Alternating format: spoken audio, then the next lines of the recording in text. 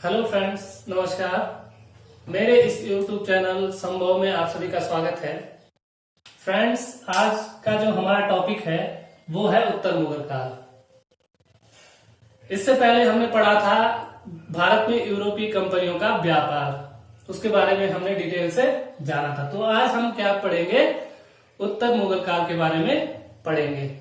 तो friends, video को last तक जरूर देखें और यदि वीडियो पसंद आए तो इसको लाइक करें, शेयर करें और चैनल को सब्सक्राइब करना ना भूलें।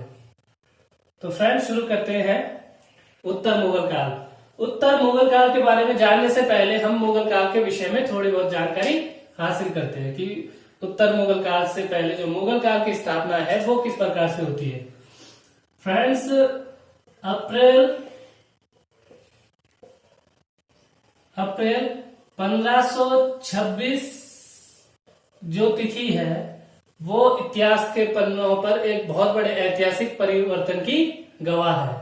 यानी कि इस दिन क्या होता है, बाबर भारत में सल्तनत काल को समाप्त करके मुगल वंश की स्थापना करते हैं।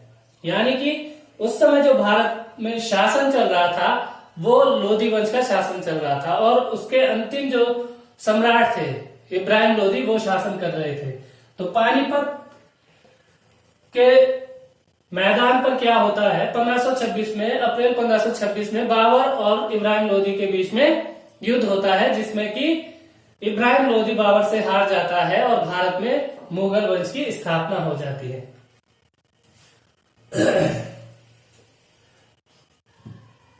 तो भारत में अगर मुगल वंश की बात करें तो पहला जो बादशाह था वो बाबर था, जो 1526 में पानीपत के युद्ध से 1530 तक भारत में बादशाह रहता है। दूसरा आपका इनके पुत्र हुमायूं गद्दी पर बैठता है।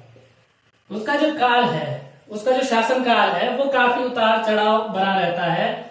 1530 में गद्दी पे बैठता है वो, 1540 में शेरशाह सूरी उसको हरा देता है और 1555 में शेरशाह सूरी की मृत्यु के पश्चात वो वापस गद्दी पे बैठता है और उसके पश्चात एक वर्ष मात्र 1556 तक शासन करता है।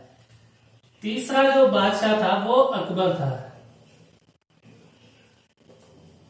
अकबर 1556 में पानीपत का द्वितीय युद्ध भी उसके काल में होता है, जिसमें कि वो हेमू को हरा देता है और वो गद्दी पे, दिल्ली की गद्दी पे बैठ जाता है। 1556 से 1605 तक गद्दी पे रहता है। चौथा जो बादशाह था वो जहांगीर था, जिसे सलीम नाम से भी जाना जाता है। उसका बचपन का नाम क्या था, सलीम था। वो 1605 में गद्दी पे बैठता है और आपका 1627 तक गद्दी पे रहता है। उसके पश्चात उसका पुत्र शाहजहां गद्दी पे बैठता है 1627 में और 57 तक वो गद्दी पे रहता है। 1657 में क्या होता है, उनके जो पुत्र थे औरंगजेब,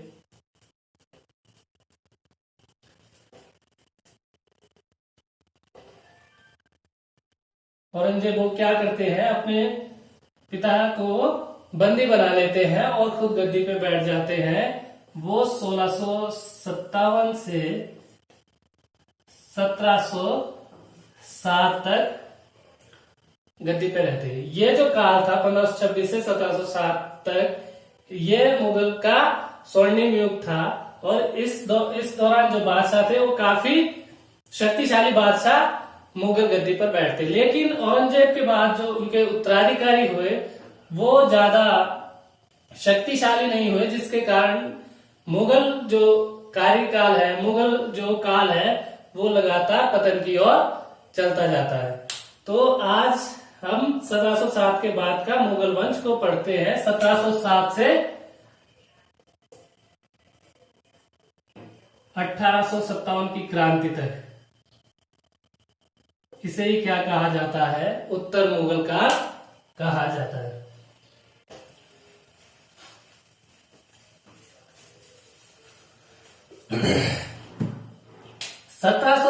में औरंगजेब की मृत्यु के पश्चात उनके 3 पुत्र थे, मुअज्जम, आजम और कामबख्श।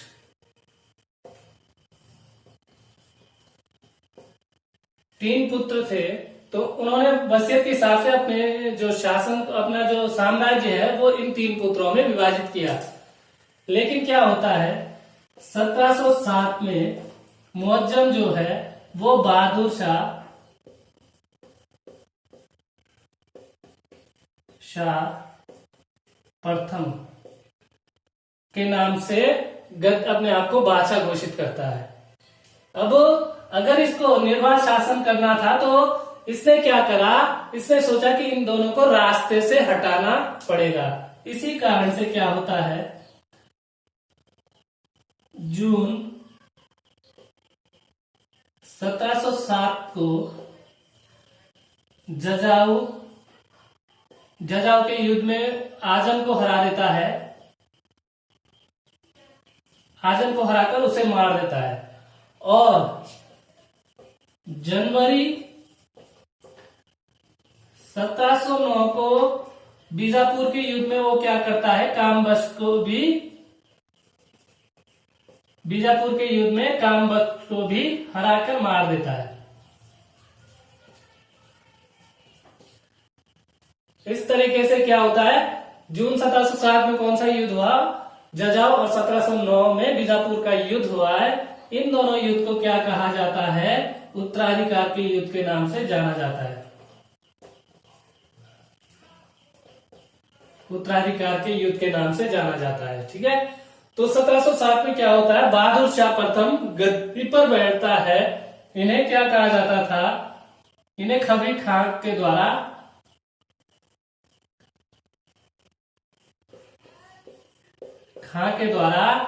शाह बेखबर की क्या दी गई, उपाधि दी गई, बेखबर की उपाधि दी गई। तो ये इसके काल में होता है। 1707 में बहादुर शाह प्रथम गद्दी पर बैठता है और वो गद्दी पर रहता है 1712 तक। तो इनका क्रम हम देख लेते हैं।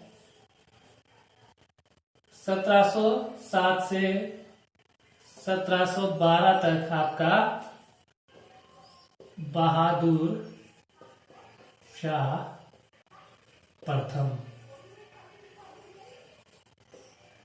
फिर इसके पश्चात बैठता है 1712 से 1713 में जहांदार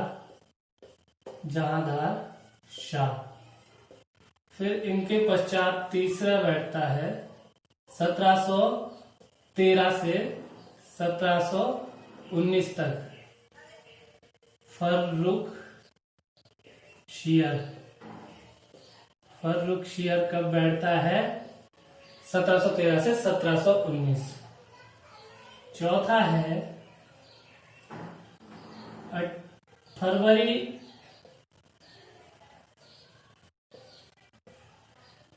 फरवरी से जून 1719 तक रफी उद दर्जात ये शासन बनता है। ये जो रफी उद दर्जात है ये बहुत कम समय के लिए, सबसे कम अगर मुगल बादशाह है कोई जो सबसे कम समय के लिए गद्दी पर बैठता है तो यही था। पांचवा है फिर, ये भी बहुत कम समय के लिए रहता है, ये 4 जून तक ये रहता है। 6 जून से ये गद्दी पर बैठता है और 17 सितंबर तक गद्दी पर रहता है रफी उद दौला। फिर इनके पश्चात बैठते हैं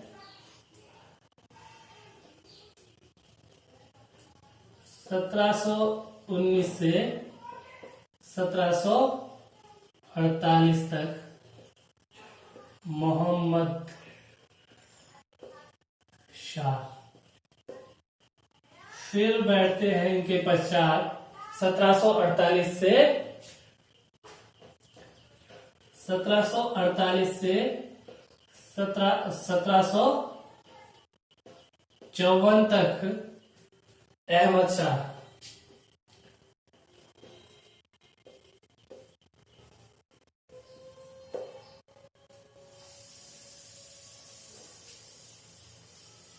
ठीक है। फिर उनके पश्चात 1754 से 1758 तक बैठते आलमगीर द्वितीय। फिर इनके पश्चात बैठते हैं शाहजहां, एक साल बैठते हैं शाहजहां द्वितीय 1758 से 1759।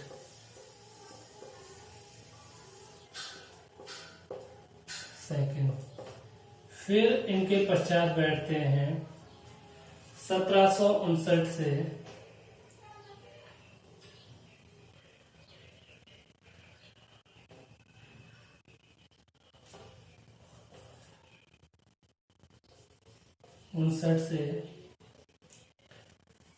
1806।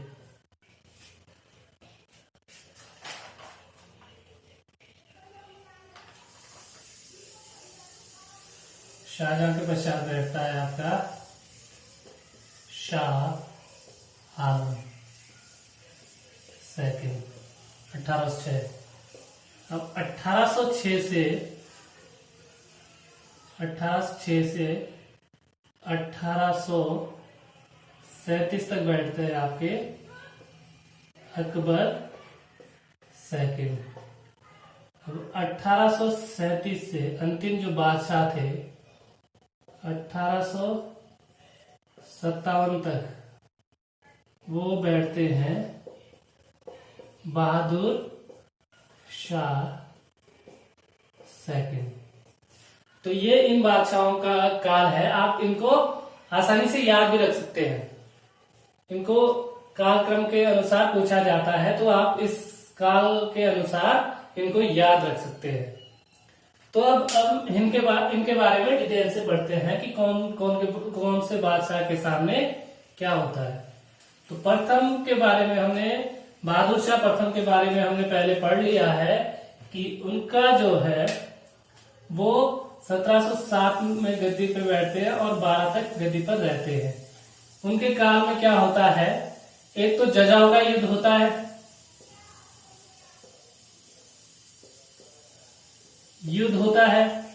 ये होता है उनके बहादुर शाह और आजम के बीच में, जो कि जून 1707 में लड़ा जाता है। उत्तर प्रदेश जजाऊ नामक स्थान है एक इलाहाबाद के पास में, वहां पर युद्ध होता है जिसमें कि आजम की मृत्यु हो जाती है। दूसरा जो युद्ध है वो है बीजापुर का युद्ध।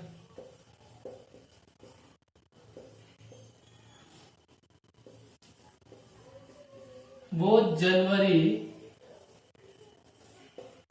1709 में लड़ा गया था। किसके बीच में? बहादुर शाह और कामबख्श के बीच में, जिसमें कि कामबख्श मारा जाता है और बहादुर शाह उसमें विजयी रहता है। तो इन युद्धों को किस नाम से जाना जाता है? उत्तराधिकार के युद्ध के नाम से भी जाना जाता है।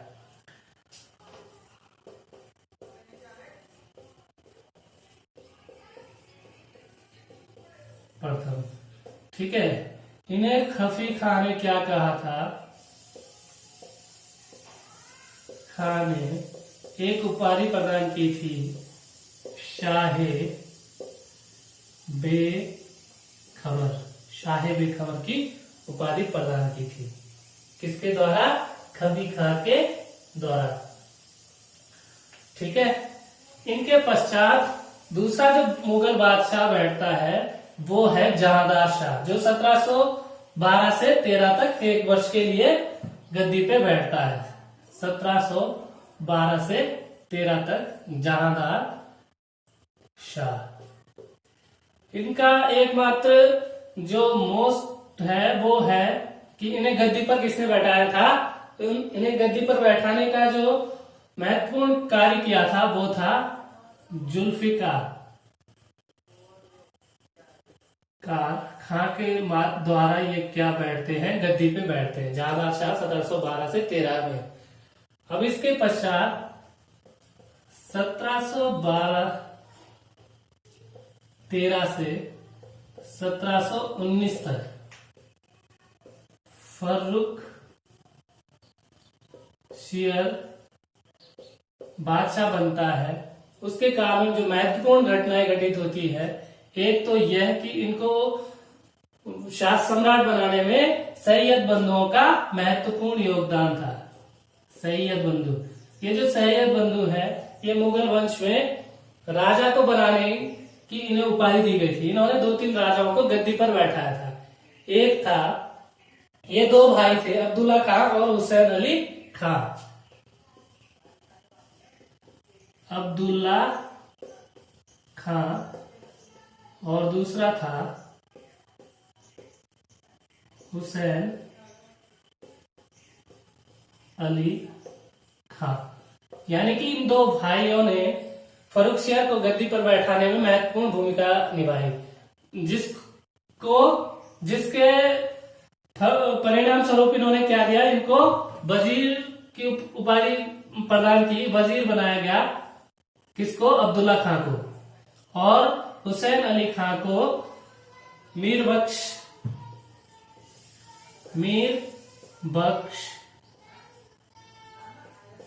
बनाया गया, जो सेना का प्रमुख होता था। ठीक है, तो ये क्या थे, इसमें क्या याद रखना, सबसे पहले 1713 से 1719 तक ये शासन करता है और इसको शासक बनाने में जो महत्वपूर्ण भूमिका निभाई वो सैयद बंधुओं ने निभाई। एक अब्दुल्ला खां, दूसरा हुसैन अली खां, जिसके परिणाम स्वरूप इसने इनको क्या दिया, एक को वजीर बना दिया, दूसरे को मीर बख्श बनाया। ठीक है, इसके काल में 1716 में क्या होती है, बंदा बहादुर को फांसी दी जाती है। बंदा बहादुर जो सिख सेनापति थे, गुरु थे, उनको 1716 में क्या दी जाती है, फांसी दी जाती है। दूसरा, ये जो राजस्थान के जो राजा थे जय सिंह, उनको सवाई की ये उपाधि देते हैं, सवाई की उपाधि। तो ये क्वेश्चन बनता है कि 1716 में बंदा बहादुर को किसके शासनकाल में फांसी दी गई, तो वो कौन था, फर्रुखशियर। ठीक है, दूसरी जो चीज थी इसके काल में, वो 1717 में एक शाही फरमान जारी किया गया था, जिसमें कि इन्होंने क्या कहा था कि बंगाल और आपका सूरत और जो सिक्के वगैरह थे वो पूरे भारत में चलाने का आदेश दिया था। तो ये इसमें मोस्ट है। 1717 में शाही फरमान जारी किया गया था, जिसमें कि इन्होंने 3 चीजें अंग्रेजी जो ईस्ट इंडिया कंपनी है उसको प्रदान की थी। एक तो 3000 रुपए में, बंगाल में 3000 रुपए वार्षिक कर के रूप में निर्बाध रूप से स्वतंत्र व्यापार का मौका दिया। दूसरा, सूरत में 10,000 रुपए में स्वतंत्र व्यापार करने का। और तीसरा जो आदेश में कहा गया वो यह था कि जो अंग्रेजों द्वारा जो मुंबई में सिक्के ढाले गए थे उसको पूरे भारत में चलाने की इसने आज्ञा प्रदान की थी। तो इसमें इतना मोस्ट है। अब इसके पश्चात जो शासक बनते हैं वो बहुत कम समय के लिए शासन पर गद्दी पर बैठते हैं। जैसे कि एक था, 1 फरवरी से 4 जून 1919, 28 फरवरी से 4 जून 1919 रफी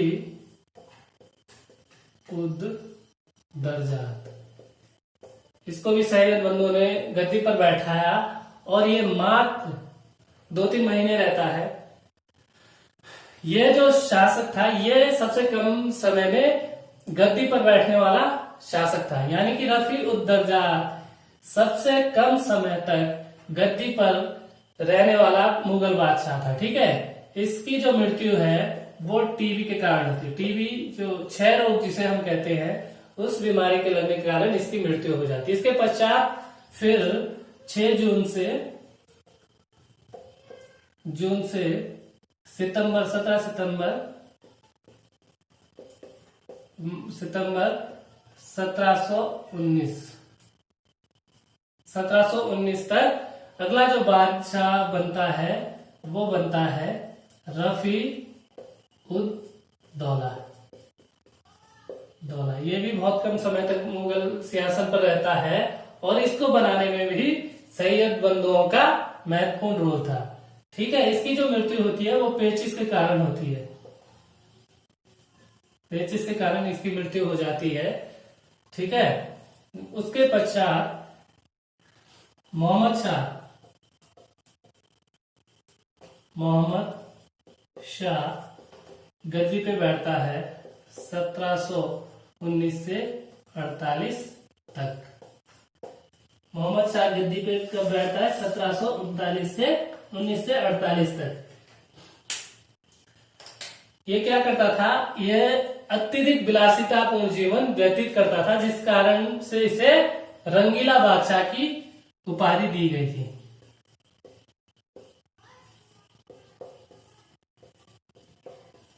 रंगीला बादशाह की उपाधि इसे प्रदान की गई थी। इसको बनाने में भी सैयद बंधुओं का महत्वपूर्ण योगदान था, लेकिन इसने क्या करा? इसने देखा कि जो सैयद बंधु है, जिस प्रकार से इन्होंने इसके उत्तरवर्ती पूर्ववर्ती जो शासक थे, जैसे कि आपका फर्रुखसियर, रफीउद्दर्जा, जिस प्रकार से उनको बनाने और हटाने में इनका महत्वपूर्ण रोल रहा, उसी प्रकार इसने भी सोचा कि मेरा भी यही हाल होने वाला है, इसलिए इसने क्या करा? उन दोनों को मरवा दिया। ठीक है, 1739 में एक घटना घटित होती है। नादिर शाह उसने क्या करा? भारत पर इसके समय ही आक्रमण किया था 1739 में। ये तिथि महत्वपूर्ण है, जिसे कि ईरान का नेपोलियन भी कहा जाता है। उसने क्या करा? 1739 में मोहम्मद शाह रंगीला के समय ही भारत पर आक्रमण किया था।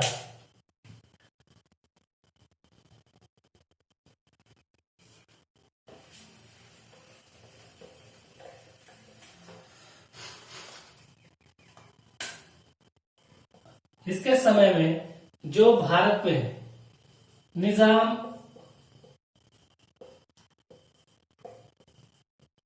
क्या करा? हैदराबाद को इससे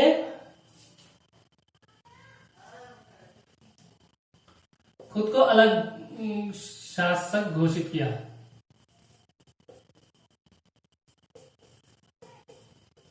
हैदराबाद को मुगल शासन से अलग स्वतंत्र राज्य की स्थापना करी निजामुल मुल्क में। दूसरा, शहादत खान ने अवध को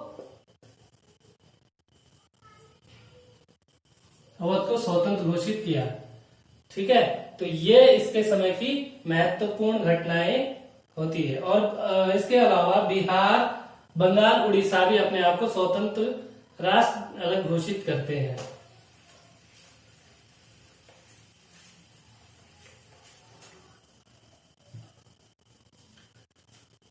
अब है अहमद शाह।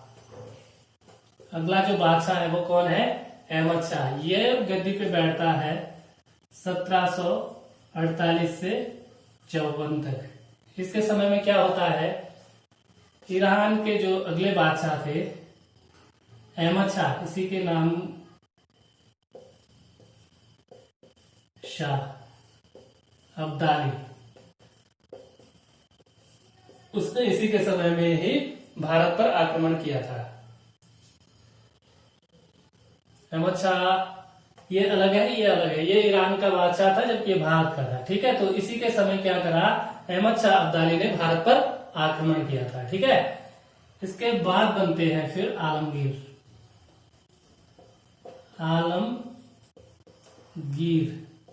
सेकंड बादशाह बनते हैं। वो बनते हैं 1754 से 58 तक।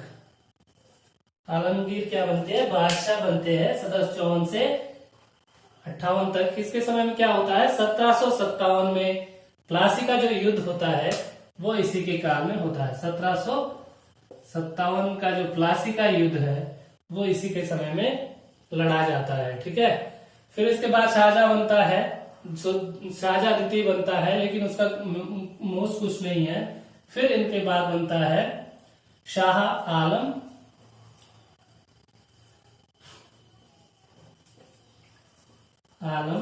द्वितीय। शाह आलम द्वितीय कब बनता है, 1759 से 1806 तक शाह आलम द्वितीय गद्दी पर बैठता है।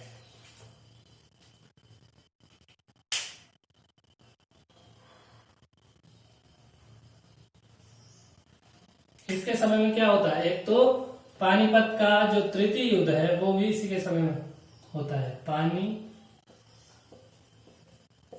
का तृतीय युद्ध, ठीक है। और बक्सर का युद्ध है 1761 में, ये लड़ा जाता है 1761 में। और बक्सर का युद्ध 1764 में वो इसी के समय में लड़ा जाता है। और ये क्या करता है, क्लाइव को बंगाल, उड़ीसा और बिहार की दीवानी प्रदान करता है। ये क्या करता है, बंगाल, उड़ीसा और बिहार की जो दीवानी है वो किसको, क्लाइव को प्रदान करता है। ठीक है, तो ये इसके समय में महत्वपूर्ण घटित होने वाली घटना थी। मेन है कि पानीपत का तृतीय युद्ध के समय मुगल बादशाह कौन था, शाह आलम द्वितीय। और बक्सर के युद्ध के समय भी यही था। इसके पश्चात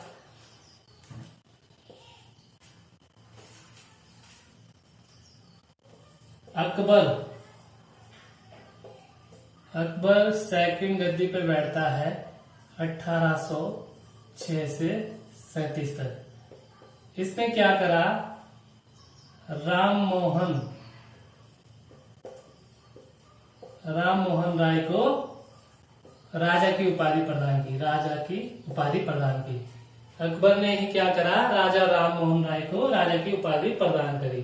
ठीक है, अकबर के पश्चात मुगल का जो अंतिम बादशाह है बहादुर शाह